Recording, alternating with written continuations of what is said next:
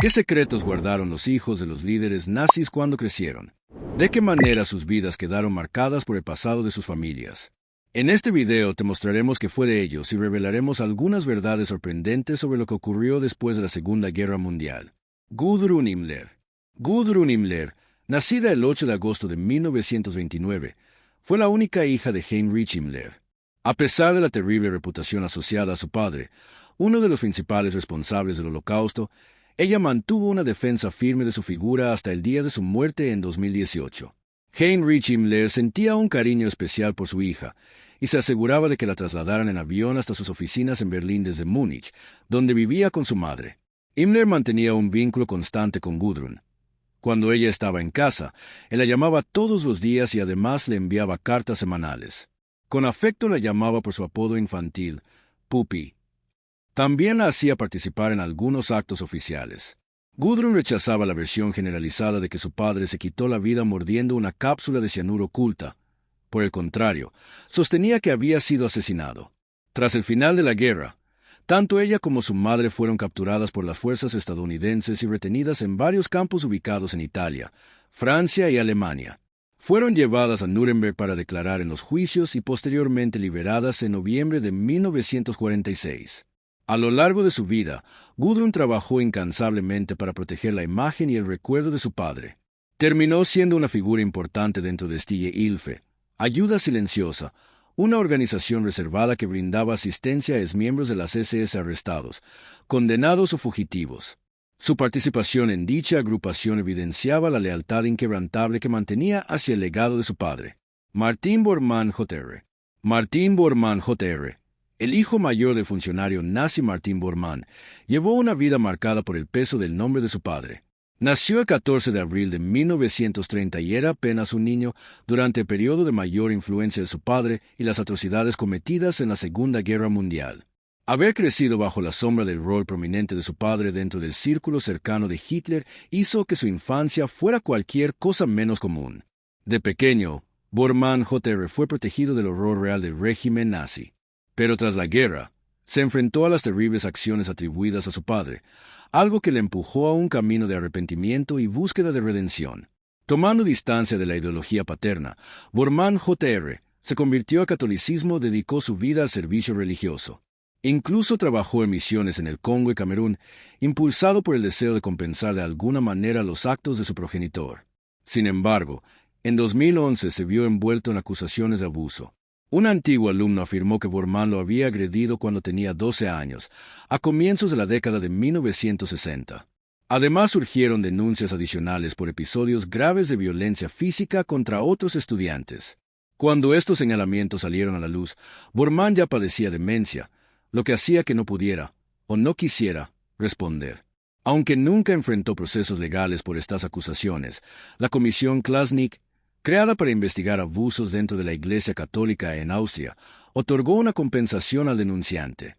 Niklas Frank. Niklas Frank, hijo del notorio criminal de guerra nazi Hans Frank, ha pasado gran parte de su vida luchando contra la pesada herencia de su apellido. Nacido en 1939, era demasiado pequeño para entender las atrocidades cometidas durante el Holocausto. Sin embargo, en su adultez dedicó gran parte de su tiempo a intentar comprender y condenar públicamente las acciones de su padre. Hans Frank, apodado el Carnicero de Polonia, fue abogado personal de Hitler y posteriormente gobernador general del territorio polaco ocupado. A pesar de los actos monstruosos de su padre, Niklas tomó un camino poco común. Enfrentó su herencia sin evasiones. Escribió varios libros, entre ellos A la sombra del Reich, donde narra su esfuerzo por comprender lo que hizo su padre y cómo esos hechos marcaron su propia vida. El compromiso de Niklas Frank con la educación sobre el Holocausto y sus consecuencias para las familias de todos los involucrados, tanto víctimas como victimarios, ha sido notable. Sus diálogos abiertos y sin filtros ofrecen una perspectiva singular para la memoria histórica y funcionan como un recordatorio poderoso de los horrores que surgen cuando el odio y la intolerancia se dejan sin control. Eda Göring. Eda Göring fue la única hija de Hermann Göring y su segunda esposa, la actriz Emmy Sonnemann.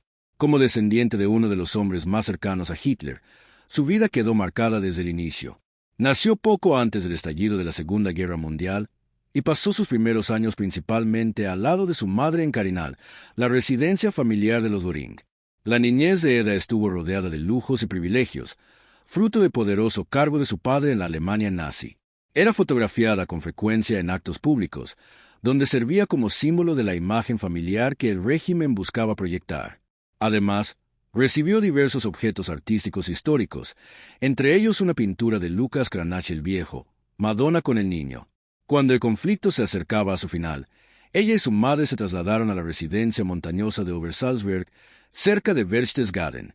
El término de la Segunda Guerra Mundial representó un giro drástico para los Göring. Hermann Göring fue condenado a muerte en los juicios de Nuremberg por crímenes de guerra.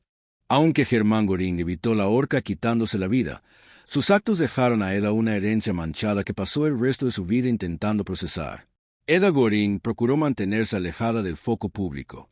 Rara vez hablaba de su padre en entrevistas o declaraciones, aunque en conversaciones privadas afirmaba que él había sido un buen hombre. Durante las décadas de 1950 y 1960, muchos de los valiosos obsequios que había recibido en su niñez, incluyendo la obra de Madonna con el Niño, se vieron envueltos en extensas disputas legales, la mayoría de las cuales perdió en 1968. A diferencia de los hijos de otros nazis de renombre, como Gudrun Himmler o Albert Speer Jr., que solían referirse públicamente al rol de sus padres, Eda se mantuvo en completo silencio. Sin embargo, en una entrevista televisiva emitida en Suecia en 1986, rompió esa reserva para expresar el profundo cariño que sentía por ambos progenitores. Falleció en 2018, dejando atrás una vida marcada para siempre por las decisiones y el legado de su padre, Rolf Mengele. Rolf Mengele, hijo del temido médico nazi Josef Mengele, pasó la mayor parte de su existencia bajo la sombra del terrible historial de su padre. Nacido el 16 de marzo de 1944, creció lejos de los campos de concentración donde su padre llevó a cabo sus infames experimentos. Los primeros años de Rolf estuvieron rodeados de misterio y versiones incompletas. Le hicieron creer que su padre había sido un héroe de guerra, y no descubrió la estremecedora verdad hasta su adolescencia. A pesar del peso que implicaba llevar ese apellido, Rolf intentó construir una vida común.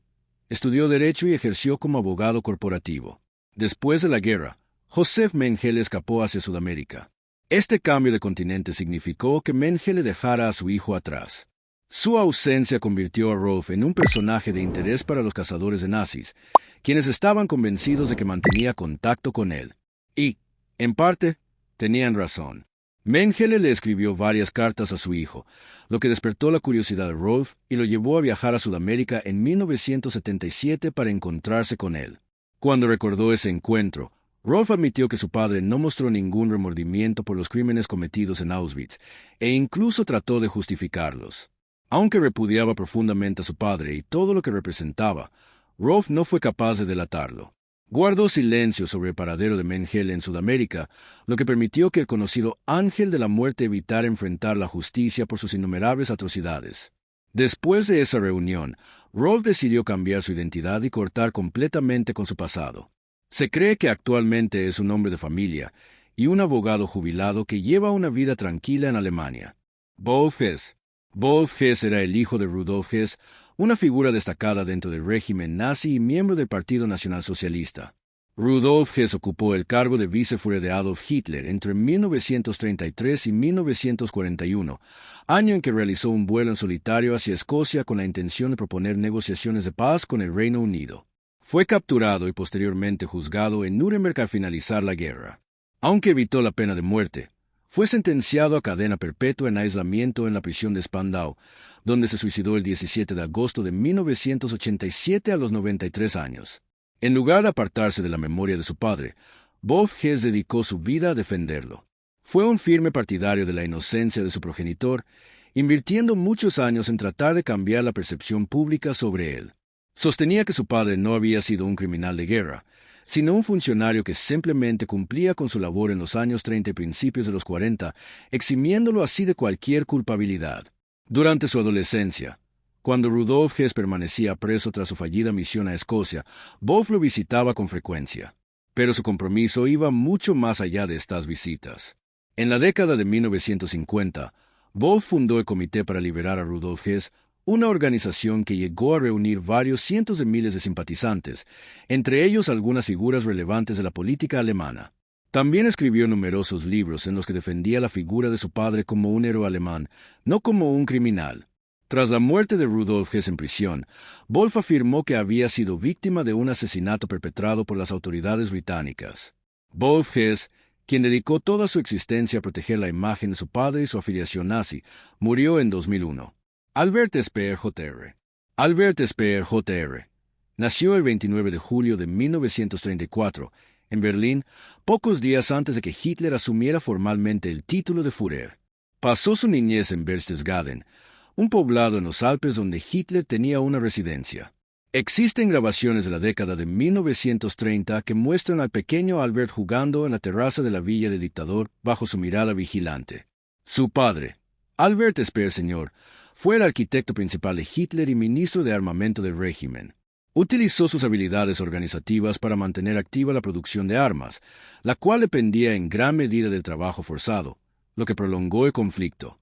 Tras ser declarado culpable en los juicios de Nuremberg, recibió una condena de 20 años de prisión, convirtiéndose en uno de los pocos altos cargos nazis que admitió cierto grado de arrepentimiento por los crímenes del régimen.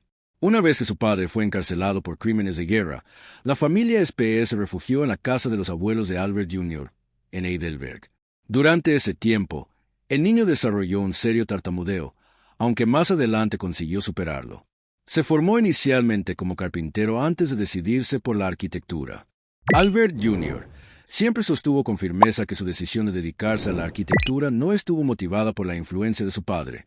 En una entrevista concedida al Süddeutsche Zeitung en 2010, evitó hablar sobre él, quien había fallecido en 1981. He intentado durante toda mi vida apartarme de mi padre, tomar distancia, declaró. Albert Jr. murió en su hogar en Frankfurt el 15 de septiembre. Tenía 83 años. Bueno, eso es todo. Esperamos que este video haya sido de tu agrado. Cuéntanos en los comentarios qué opinas y recuerda dejar un me gusta en el video de hoy. Suscríbete al canal como una ofrenda para los dioses del algoritmo. Nos vemos en el próximo video. Gracias por acompañarnos.